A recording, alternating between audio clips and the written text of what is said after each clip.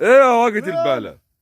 ايه يا عم اصحى يا عم، انا شامم ريحة الشياط يا ابني. بقيت شاطر يا عم، الله يحرق دمك يا اخي، انت زعلتني.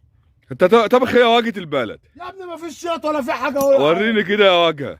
فين الشياط؟ تعالى يا عم، والله لو شطت يا عم يبقى بحق. وريني كده. تعال هتفطرنا ايه يا سيدي المعلمين؟ صلى على النبي. عليه افضل الصلاة والسلام. فين بقى الله الشياط؟